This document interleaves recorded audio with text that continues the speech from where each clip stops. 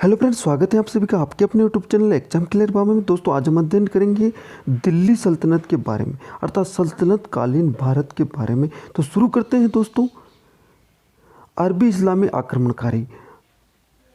अरबी पहले मुसलमान आक्रमणकारी थे जिन्होंने भारत पर आक्रमण किया और सर्वप्रथम मोहम्मद बिन कासिम ने 712 में सिंध यानी भारत पर आक्रमण किया था।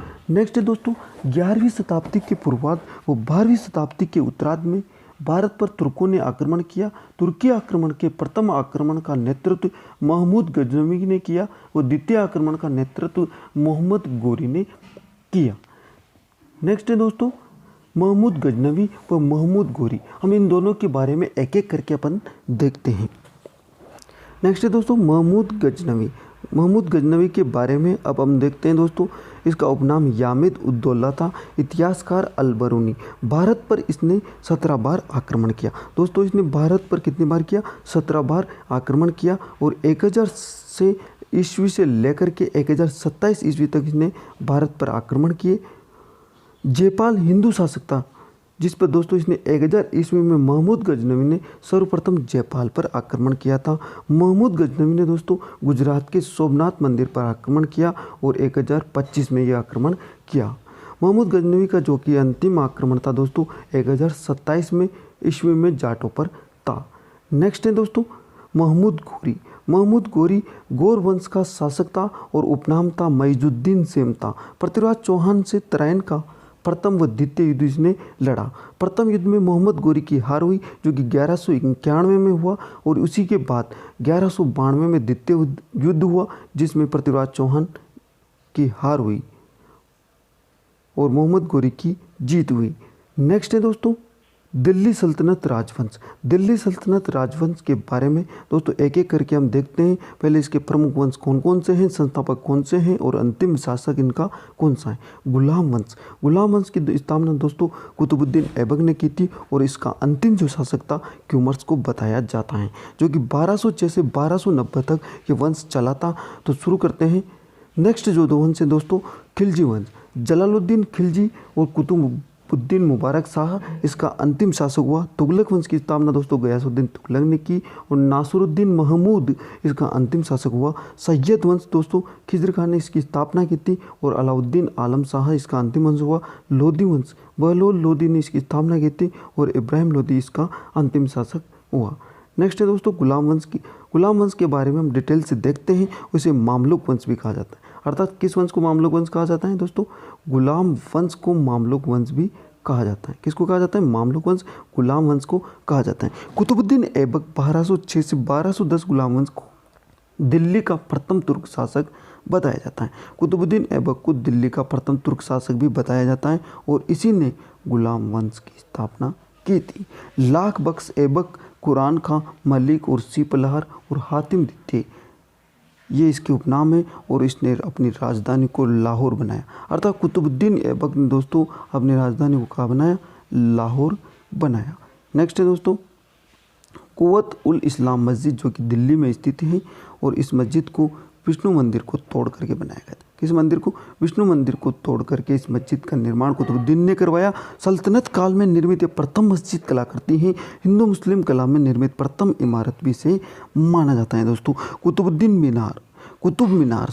कुतुब मीनार लाल बलुआ पत्थर से निर्मित है और पहली मंजिल का निर्माण इल्तुतमिश ने इसका पूर्ण करवाया था। इसका निर्माण कार्य तो दोस्तों कुतुबुद्दीन ऐबक ने शुरू किया लेकिन इसको पूर्ण इल्तुतमिश ने करवाया और इसकी मरम्मत बाद में फिरोज तुगलक ने जब शासक बना उस समय इसकी मरम्मत करवाई। नेक्स्ट है दोस्तों, कुतुबुद्दीन ऐबक की मृत्यु चौगान अथवा पोलो खेलते हुए हुई थी।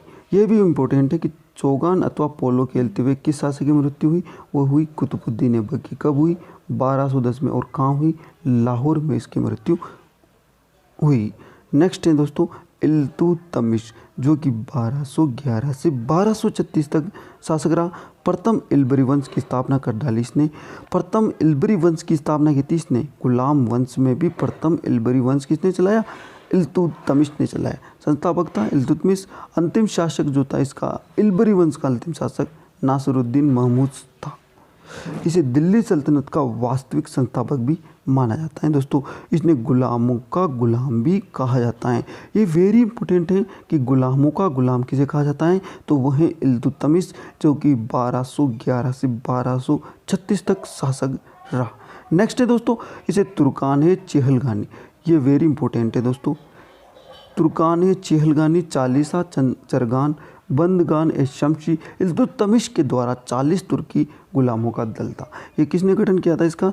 इल्तुतमिश ने किया, और ये 40 तुर्की गुलामों का दल था। एकता प्रणाली का गठन, सुल्तान पद की स्वीकृति किसी गौर के शासक से ना लेकर के खलीफा से प्राप्त की। इसने लाहौर के स्थान पर दिल्ली को अपनी राजधानी बनाया। कुतुबुद्दीन ऐबक ने तो लाहौर को बनाया था, लेकिन इल्तुतमिश ने दिल्ली को अपनी राजधानी बनाया और दिल्ली शासन व्यवस्था की ओर ध्यान दिया। और भारत में ये भी इम्पोर्टेंट है कि मकबरे परंपरा का सूत्रपात इल्तुतमिश को दिया जाता है। और इल्तुतमिश ने अपने जीवन काल में दोस्तों अपना उत्तराधिकारी रजिया सुल्तान को नियुक्त किया था। किसको नियुक्त किया था? रजिया सुल्तान को नियुक्त किया था, क्योंकि ये इसकी बेटी थी। टंका, चांदी का सिक्का जो कि 175 ग्रेन का था, उसको चलाया। और तांबा का जो सिक्का था उसको भी इसने चलाया। अरबी सिक्के थे इनको जो चलाया। टकसाल नाम लिखने की परंपरा, अर्थात किसी का हुलिया लिखना या किसी का नाम लिखने की जो परंपरा थी, वो टकसाल नाम लिखने की परंपरा इसी ने शुरू की थी। मध्यकालीन इस्लामी मुद्रा व्यवस्था का प्रचलन या जन्मदाता इसे माना जाता है। रजिया सुल्तान, अब रजिया सुल्तान दोस्तों शासिका बनी, वो 1236 से 40 यानी कि 4 वर्ष तक इसने शासन किया। और इसका पति जो था अल्तुनिया था, उन दोनों की हत्या कर दी गई खेतल के निकट। दिल्ली की प्रथम व अंतिम महिला सुल्ताना इसे माना जाता था। जलालुद्दीन याकूत कौन था? ये अबशीनियाई हबशी था, जिसको रजिया सुल्तान ने याकूब को अमीर आकोर व अश्वशाला का प्रधान बनाया था। और इसी कारण से अल्तुनिया और उस रजिया सुल्तान की हत्या की गई थी। और इसका षड्यंत्र जो कि बलबन के द्वारा रचा गया था। नेक्स्ट है दोस्तों बलबन, जो कि 1266 से 1287। बलबन दोस्तों यह चालीसा है चरगान जो संगठन है उसका भी सदस्य हुआ करता था। द्वितीय इल्बरी वंश की स्थापना कर दी इसने, अर्थात प्रथम इल्बरी तो इल्तुतमिश ने की थी। द्वितीय इल्बरी वंश की स्थापना जो कि बलबन ने की थी, जो कि 1266 से 1290 तक इसका संस्थापक ना। उपनाम है जिले इलाही, ईश्वर का प्रतिबिंब इसे बोला जाता है।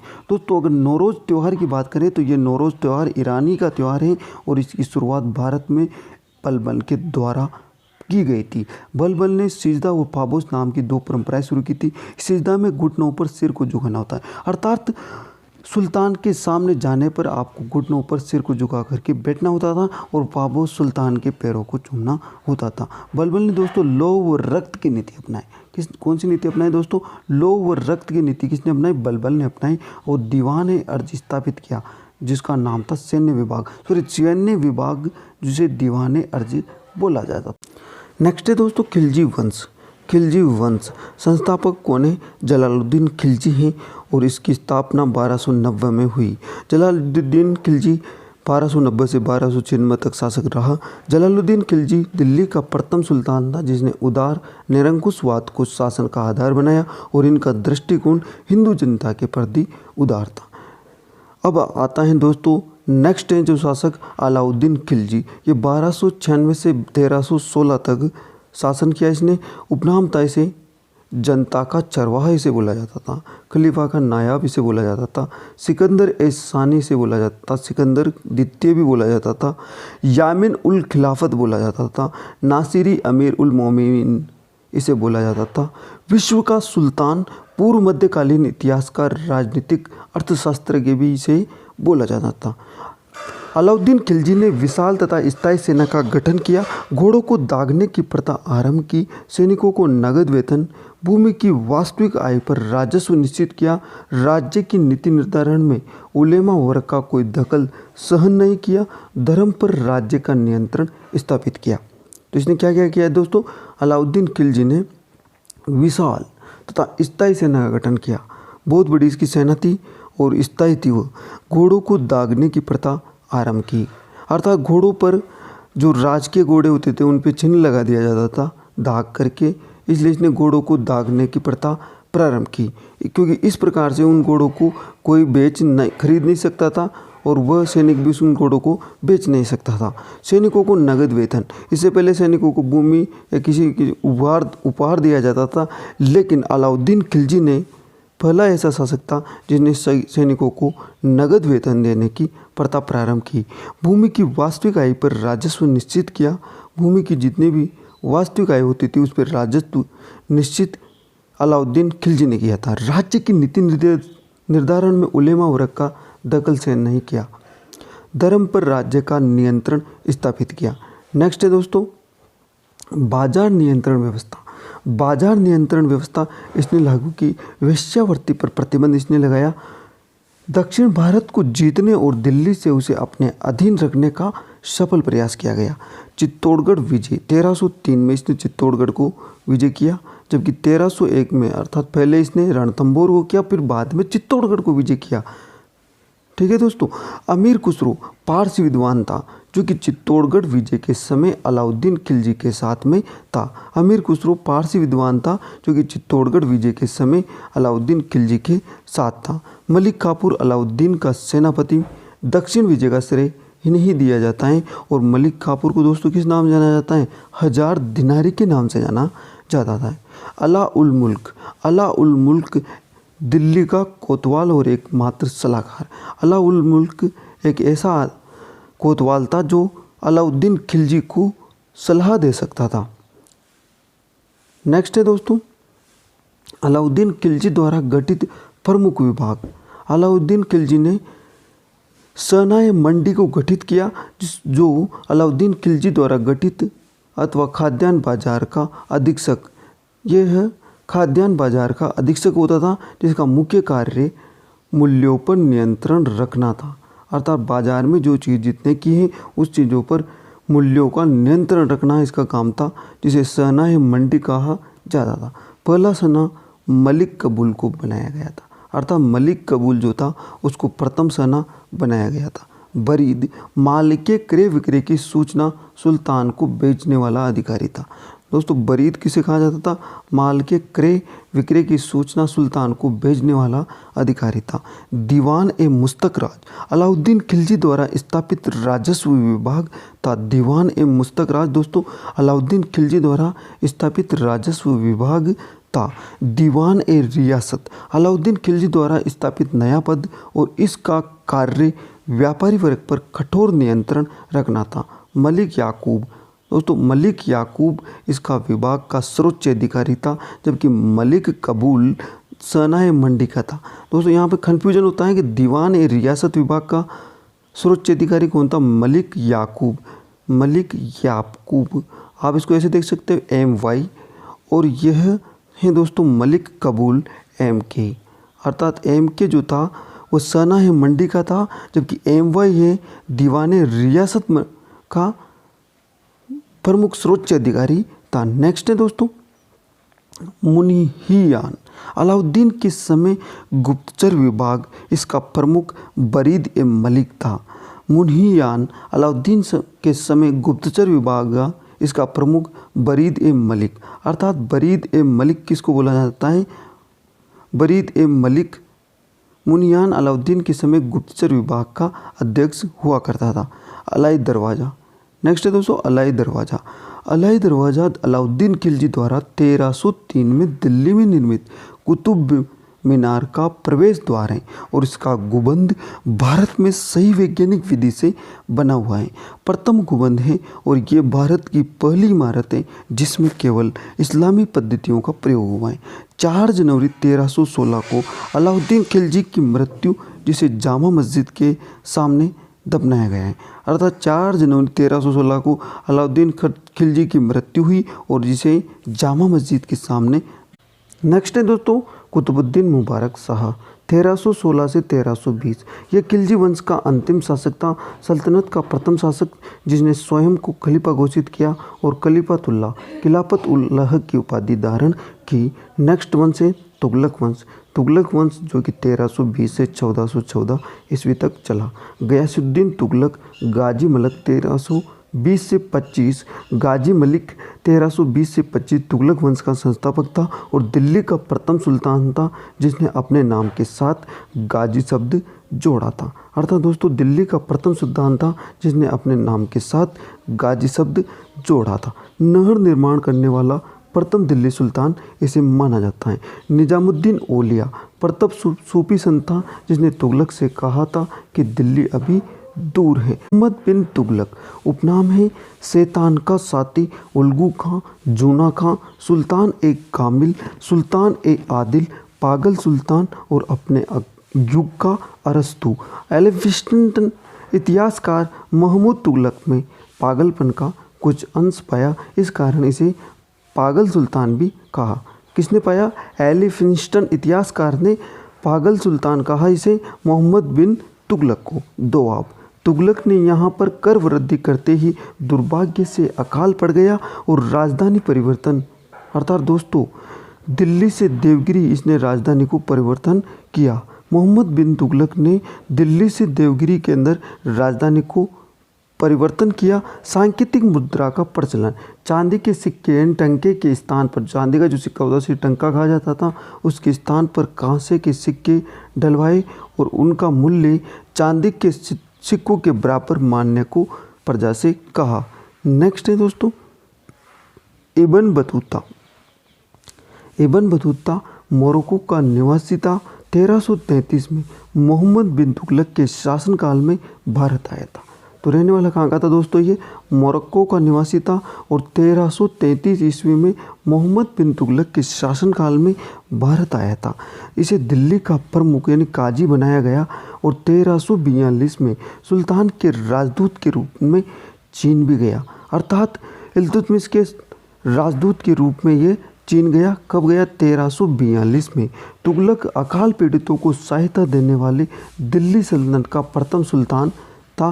वो प्रथम सुल्तान था जिसने अकाल संहिता बनाई थी।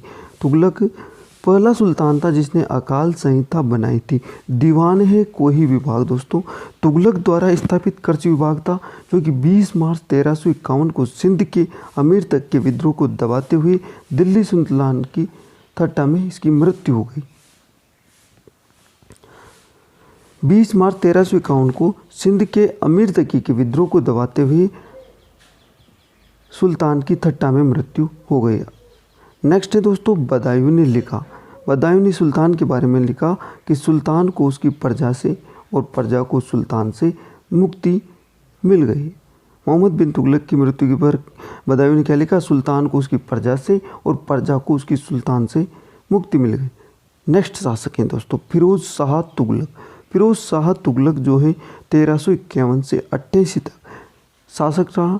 उपनाम था इसका खलीफा का नायाब। सल्तनत काल का अकबर। सल्तनत काल का अकबर किसे बोला जाता है दोस्तों? फिरोज शाह तुगलक को बोला जाता है। फिरोज ने सेना में वंशानुगत नियुक्ति का नियम प्रचलित करने वाला प्रथम मध्यकालीन सुल्तान था, अर्थात इसमें वंश के हिसाब से सेना में लोगों को भर्ती किया जाएगा। ये नियम किसने किया? फिरोज ने चालू किया। फिरोज ने रिश्वत की प्रथा को प्रोत्साहित किया, अर्थात रिश्वत लेने को सही ठहराया। फिरोज ने ब्राह्मणों पर जजिया कर, ये भी वेरी इंपॉर्टेंट है, बहुत बार एग्जाम में आ चुका है कि जजिया कर किसने लगाया? तो ब्राह्मणों पर ये लगाया गया था और फिरोज शाह तुगलक के शासनकाल में ये कर लगा था। राज्य के खर्च पर दोस्तों, राज्य के खर्च पर हज की व्यवस्था करने वाला प्रथम भारतीय शासक था। ये प्रथम भारतीय शासक जो राज्य के खर्च पर हज पर लोगों को भेजा करता था। फिरोज तुगलक के काल में सर्वाधिक प्रदान की गई। फिरोज ने मिस्र के खलीफा से 2 बार मान्यता प्राप्त की थी। यह भी इम्पोर्टेंट है दोस्तों। भारत का ऐसा कौन सा शासक था जिसने मिस्र के खलीफा से 2 बार मान्यता प्राप्त की? तो वह है दोस्तों फिरोज तुगलक।